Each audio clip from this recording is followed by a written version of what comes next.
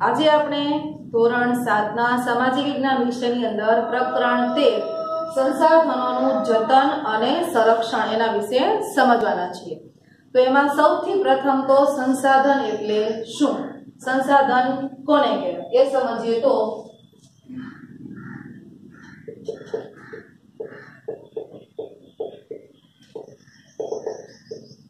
જેમ આપણે સંપત્તિ કહીએ છીએ, સંપત્તિ એટલે કે જે આપણને અહીંયા વાત કરવાની છે જતન, આપણી સંપત્તિનું જતન તો આપણે રોજે રોજ કરતા જોઈએ છે, પણ અહીંયા સંસાધન છે કુદરતી જે આપણને આપેલા છે એ સંસાધનોનું રક્ષણ જતન કેમ કરવાનું છે એની વાત આપણે આ પાઠમાંથી સમજવાની છે। સૌથી પહેલા તો અહીંયા છે નામમાં જતન અને સંરક્ષણ, આ બંનેમાં ફરક છે। જતન એટલે શું તો કે એની સાચવણી કરવાની છે, એને નાના બાળકને આપણે કેમ સાચવતા હોઈએ છીએ એ સાથોસાથ છે સંરક્ષણ, રક્ષણ કરવાનું છે, પણ કેવું ખૂબ સારી રીતે કે એ આગળના જતા ભવિષ્યમાં એ આપણા માટે બગડે નહીં એ રીતનું આપણે એનું સંરક્ષણ કરવાનું હોય છે। તો સંસાધન એટલે શું તો કે સંપત્તિ, પણ સંપત્તિ કઈ કુદરતી સંપત્તિ। પૃથ્વી ઉપર આપણે જોઈએ છીએ તો આપણને આસપાસ હવા, જમીન, પાણી આ બધું જ આપણને મળેલી કુદરતની ભેટ અથવા તો કુદરતની બક્ષિસ છે। આ કુદરતથી મળેલી જે બક્ષિસ છે એને સાચવવાની જવાબદારી આપણી છે। એનો કેમ આપણે ઉપયોગ કરશું, કેવી રીતે કરશું એ વાત આપણે આ પાઠમાં સમજવાની છે। સૌથી પહેલા તો કુદરતી જે વસ્તુઓ છે એમાં તો વનસ્પતિ પણ આવે છે, તો વનસ્પતિ જે જમીન ઉપર ઉગે છે એનું સંરક્ષણ પણ આપણે જ કરવાની જવાબદારીમાં આવે છે। તો ક્યારેક આપણને કોઈક વસ્તુઓ જમીનની અંદર ખોદકામ કરતા મળે છે અને કેટલીક વસ્તુઓ જમીનથી ઉપર જે વનસ્પતિની વાત કરીએ છીએ તે એ મળે છે। તો જમીનની અંદર જે વસ્તુઓ છે એને આપણે કહીએ છીએ ખનિજ। ખનન કરવાથી પ્રાપ્ત થતી ચીજ વસ્તુ, ખનન એટલે કે ખોદકામ કરવું, ખોદકામ કરવાથી જે ચીજ વસ્તુ આપણને પ્રાપ્ત થાય છે એને આપણે શું કહીએ છીએ, ખનિજ કહીએ છીએ। તો આ સંસાધનો જે કંઈ છે, ખનિજો હોય, પાણી હોય, જમીન હોય અથવા તો વનસ્પતિ હોય કે પ્રાણી હોય, કંઈ પણ જે આપણને કુદરતથી મળેલી ભેટ છે એનું આપણે જતન કરવાનું છે, એ વાત મહત્વની છે આ પાઠની અંદર। તો જે કંઈ આ સંસાધન છે કોઈ પણ દેશની આર્થિક વ્યવસ્થાની કરોડરજ્જુ સમાન છે। આપણા શરીરમાં કરોડરજ્જુ ન હોય તો શું થાય વિચારીએ તો, આપણી કરોડરજ્જુ જે છે એના વગર આપણે બેસી શકશું ખરા? ના। તો કેવું આપણું શરીર લાગે, ચાલી ન શકીએ, બેસી ન શકીએ। તો જે દેશની કરોડરજ્જુ કહ્યું છે એવા જે સંસાધનો છે એ સંસાધનો વગર દેશ કેવો બની જાય છે, નિર્માલ્ય બને છે અને એની આર્થિક સ્થિતિ એ દેશની કફોડી બને છે। તો જે સંપત્તિ, જે સંસાધન આપણને કુદરતી રીતે જે દેશ પાસે મળેલું છે એનું આપણે રક્ષણ કરીએ અને એનું જતન કરીએ તો આપણા દેશનો પણ સારો એવો વિકાસ થાય અને દેશનો વિકાસ લોકોના વિકાસથી જ થતો હોય છે, એ આપણે જાણીએ છીએ। તો આની જે અલગ અલગ ઉપયોગિતા છે અલગ અલગ સંસાધનોની એની વાતમાં એની મર્યાદિત માત્રાઓ છે, પણ સંસાધનોના જુદા જુદા પ્રકારો છે। તો એ સંસાધનોના જુદા જુદા પ્રકાર વિશે આપણે સમજીએ।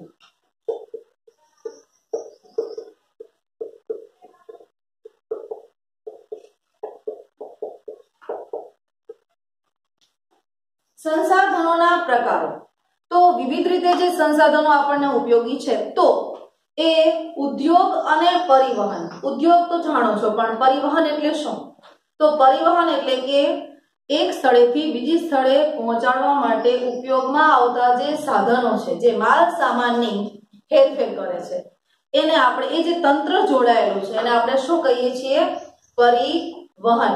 એક સ્થળેથી બીજી સ્થળે સારી રીતે પહોંચાડવું એને આપણે પરિવહન કહીએ છીએ। તો આ પરિવહન જે કંઈ છે એ પરોક્ષ રીતે પણ થાય છે અને પ્રત્યક્ષ રીતે પણ વસ્તુઓની આપ લે થતી હોય છે। તો જમીન હોય, સાથોસાથ ખોરાક હોય, વનસ્પતિમાંથી આપણને પ્રાપ્ત થતી જે વસ્તુઓ છે તે છે, અને ઈંધણ હોય કે ઉર્જા હોય, કંઈ પણ જે છે એ આપણને પરિવહન મારફતે એક સ્થળેથી બીજી સ્થળે મળે છે. સંસાધનો સામાન્ય રીતે આપણે જોઈએ તો કેવા હોય, તો કે સંસાધનના પ્રકારના અલગ અલગ જૂથ બનાવેલા છે. એ જૂથના આધારે એક તો સીધે સીધું, એક છે કુદરતી અને એક છે માનવ નિર્મિત.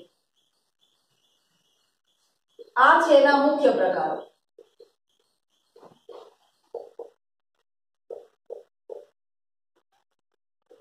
સંસાધનના પ્રકાર એક તો કુદરતી રીતે આપણને મળેલા છે તે, અને બીજા છે માણસે બનાવેલા, માનવ સર્જિત. તો કુદરતી સંસાધનોમાં આપણે હમણાં જ વાત કરી, કઈ? જળ, જમીનની વાત કરી, ખનિજોની વાત કરી. આ દરેક જે કંઈ છે તે પ્રાણીઓ છે, વનસ્પતિઓ છે, આ બધું જ આપણને કુદરતી મળેલું છે, જંગલો છે. એ સાથોસાથ માનવે બનાવેલી જે કંઈ સંસાધનો છે એની વાત કરીએ તો કે માણસ પાસે એ બુદ્ધિ કૌશલ્યનો એટલો બધો એની પાસે ભંડાર છે કે પોતાના બુદ્ધિ ક્ષમતાની જે કંઈ તાકાત છે એની આધારે એ પોતાનો વિકાસ, પોતાના કૌશલ્યોની સૂઝબૂઝના આધારે એ વધારી શક્યો છે. એ પછી ચિત્રકામ હોય, કોઈ સ્મારકના બાંધકામ કરવાના હોય, અથવા તો સામાજિક સંસ્થાઓમાં એને જોડાણ કરવું હોય કે એમાં એને પોતાનો વિકાસ કરવો હોય, તો મનુષ્યની અંદર જે પોતાનું જ્ઞાન છે એ જ્ઞાનને કુદરતે આપેલી જે વસ્તુઓ છે એનો ઉપયોગ કરીને એને ઉદ્યોગોના એકમમાં ફેરવે છે.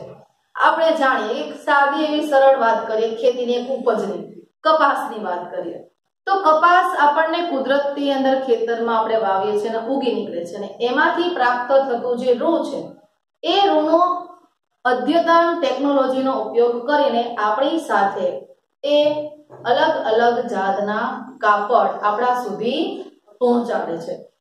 ખાંડ અને ગોળનો ઉપયોગ આપણે ઘરમાં કરતા જોઈએ છીએ. તો ખાંડ અને ગોળ એ સૌથી પહેલા ક્યાં મળે છે? એ ઉદ્યોગમાં સીધે સીધું મળી જશે, કારખાનામાં ગયું અને તરત પ્રાપ્ત થઈ ગયું? ના. એના માટે પહેલા ખેતરની અંદરથી શેરડીનો પાક લેવો પડે છે. આ શેરડીના પાકમાંથી એના ઉપર પ્રક્રિયાઓ કરીને ખાંડ, ગોળ એ વસ્તુઓ બનાવવામાં આવે છે.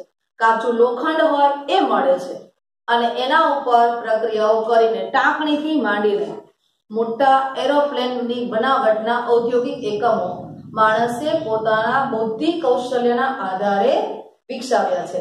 તો એ સંસાધનો છે એ છે કયા? માનવ સર્જિત. અને જે બીજો માલ આપણને કુદરતી રીતે કાચી રીતે મળે છે એ છે કયો? કુદરતી. એમાં સાથોસાથ વનસ્પતિ આપણને ઔષધિઓ પૂરી પાડે છે, લાકડું પૂરું પાડે છે. તો એ જે લાકડું છે એમાંથી આપણે અલગ અલગ જાતના ફર્નિચર બનાવીએ છીએ. અમુક ઔષધિઓ એમાંથી આપણે શું બનાવતા હોઈએ છીએ? દવાઓ બનાવતા હોઈએ છીએ. તો અને પ્રાણીઓ જે કંઈ છે એ પ્રાણીઓ પણ આપણું કુદરતી સંસાધન છે. તો બાળકો, આ થયા સંસાધનના મુખ્ય પ્રકાર. આ મુખ્ય પ્રકારમાં બીજા બે પણ પ્રકાર છે, એક છે જૈવિક અને બીજા છે અજૈવિક. જૈવિક અને અજૈવિક તમે વિજ્ઞાનમાં સમજી ચૂક્યા હશો.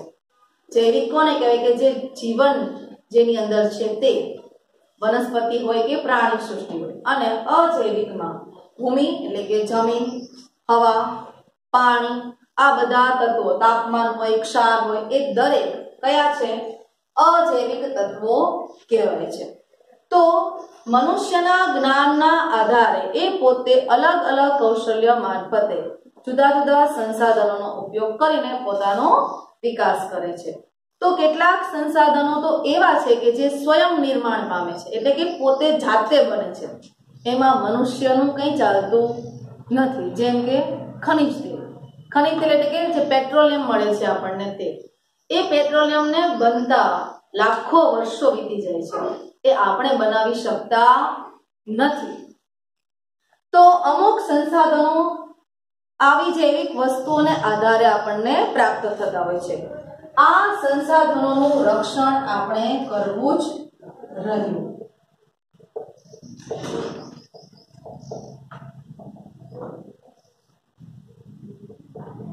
સંસાધનોનું સંરક્ષણ એટલે કે સારી રીતે જે રક્ષણ કરવાનું છે એમાં કુદરતી તત્વો વધારે આપણા માટે આધારિત છે કે એ વસ્તુઓ તરત આપણને મળવાની નથી, કારણ કે જે કુદરતમાં પ્રાપ્ત થાય છે ખનિજ તેલ, તો એ ખનિજ તેલને બનતા લાખો વર્ષો વીતી જાય, પ્રાણીઓના અવશેષોમાંથી એના ઉપર અંદરની આંતરિક પ્રક્રિયાના આધારે ખનિજ તેલ મળે છે, એમાંથી પેટ્રોલ ડીઝલ આપણે પ્રાપ્ત કરીએ છીએ અને અન્ય વસ્તુઓ પણ, તો એ વસ્તુઓને મળતા વાર લાગશે। એટલા માટે તમે રોજિંદા જીવનની અંદર ક્યાંક બહાર જાઓ, પરિવહનના સાધનો સાથે જોડેલા તંત્રમાં જાઓ તો પણ તમને ત્યાં પેટ્રોલ બચાવો, એક એક બૂંદ બચાવો, ટ્રાફિકના નિયમોનું પાલન કરવાનું કહે છે કે ચાલુ વાહન ન રાખવું, એની પાછળનું મૂળભૂત કારણ એક જ છે કે ખનિજ તેલ છે જલ્દી આપણને પ્રાપ્ત થાય એવું સંસાધન નથી, જેના કારણસર એનો બચાવ અથવા તો કરકસર ભર્યો જો આપણે ઉપયોગ કરીએ તો આપણા લાંબા ભવિષ્યમાં ખૂબ સારી રીતે કામ લાગે છે।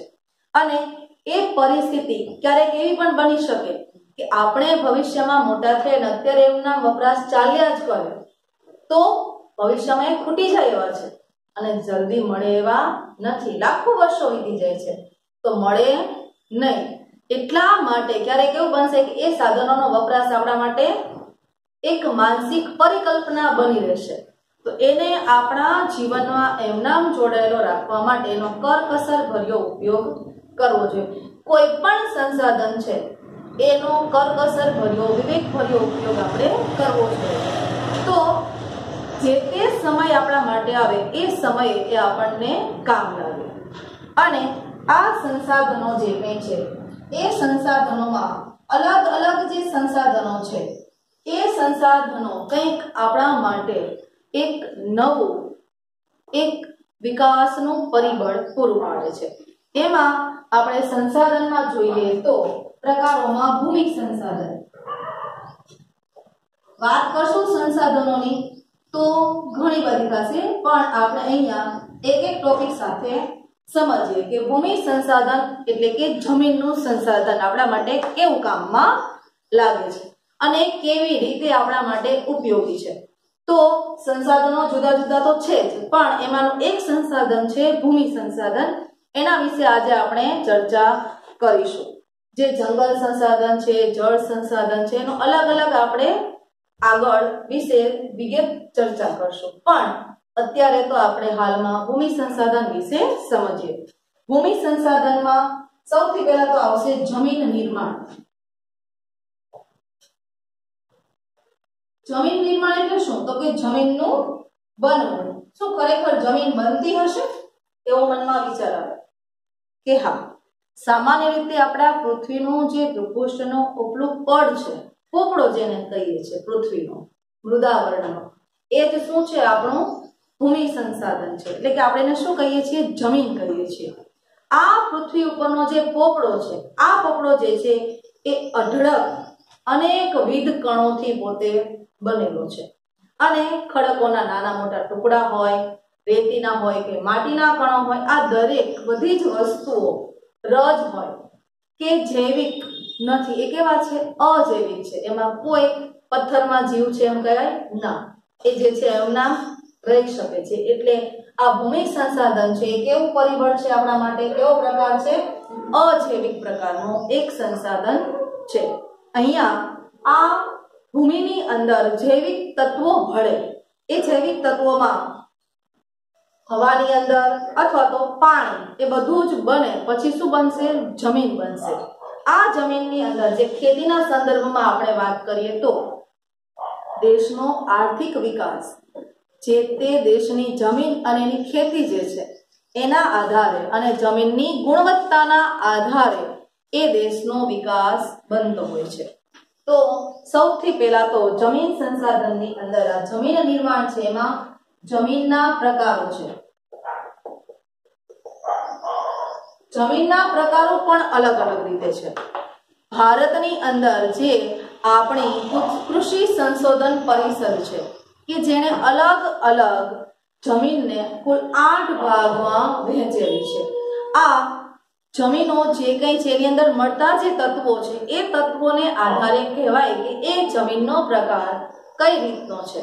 તો જમીનના પ્રકારોની અંદર જોઈએ તો એના કાપ, માટી, રેતીના કણોના આધારે જેનું પ્રમાણ વધારે હોય એ મુજબ એ જમીનનો પ્રકાર પાડેલો હોય. જે જમીનમાં કાપનું પ્રમાણ વધારે હોય તો એ કેવી જમીન કહેવાય?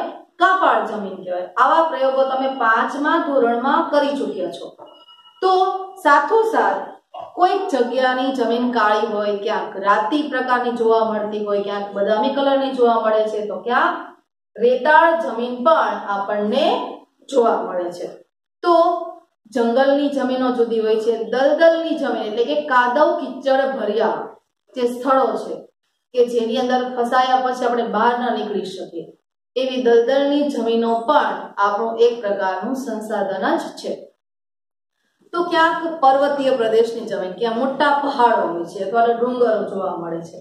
સાથોસાથ કહેવાય છે કે જમીન જે છે એની સાથે એ છે તો આપણે ત્યાં રહી શકીએ છીએ. આ પૃથ્વી ઉપર મૃદાવરણને આધારે આપણે અહીંયા બેઠા છીએ અને અહીંયા જ આપણે જમીન ઉપર રહીએ છીએ.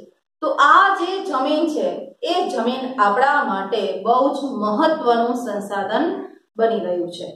તો જમીનનું ધોવાણ થતું હોય અને એને અટકાવવું કેમ, એનું રક્ષણ કેમ કરવું, એની વાત આપણે આગળ સમજીએ. તો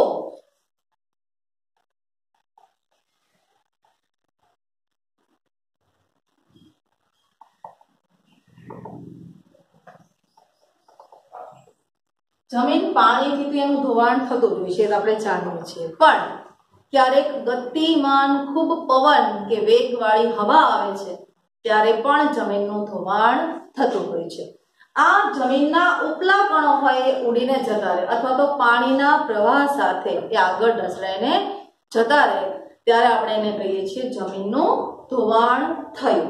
અને આવું ધોવાણ થવાથી જમીન જે છે એ ખેતીલાયક જે ઉપયોગી છે એ થોડીક ઓછી ઉપજાઉ બને છે, જેના કારણસર આ જમીનના જે મહત્વના કણો છે એમાં ઘટાડો થતો હોય છે અને એ ઘટાડાને આપણે અટકાવવાનો છે.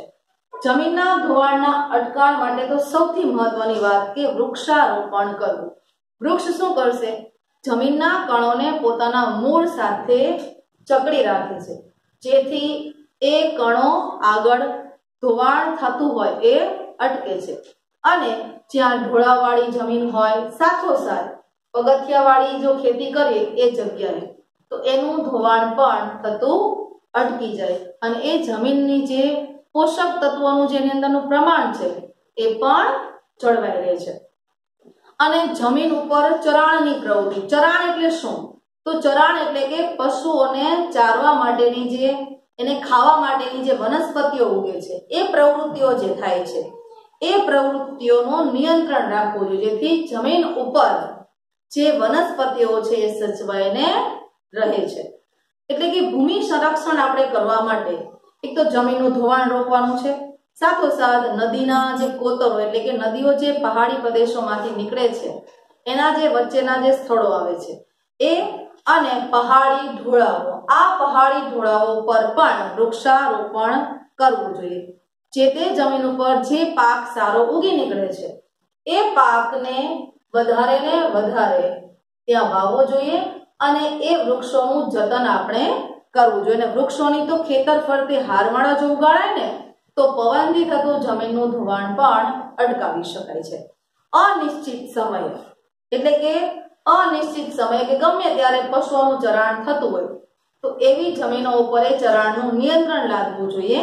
અને ફળદ્રુપતા ગુમાવી ચૂકેલી જમીન છે કે જ્યાં એની અંદર જમીનના જે પોષક તત્વો છે એ જો ઘટી જાય તો એની અંદર શું કરવું? તો સેન્દ્રિય પદાર્થો એટલે કે કુદરતી ખાતરો એની અંદર ફરીથી ઉમેરવા જોઈએ, જેથી એ જમીનની ફળદ્રુપતા સુંદર રીતે ટકી શકે અને પાક ઉત્પાદનમાં એ વધારે ને વધારે સારું આપણને આપી શકે. તો આની અંદર સહિયારો પ્રયાસ કરવો જોઈએ, કોઈ એકથી થતું નથી. તો બાળકો, અહીંયા આપણે આ જમીન સંસાધન વિશે સમજ્યા. આગળનું આપણે હવે પછીના લેક્ચરમાં વિશેષ વિગતે અન્ય જે સંસાધન છે તેના વિશે ચર્ચા કરીશું. ત્યાં સુધી આવજો.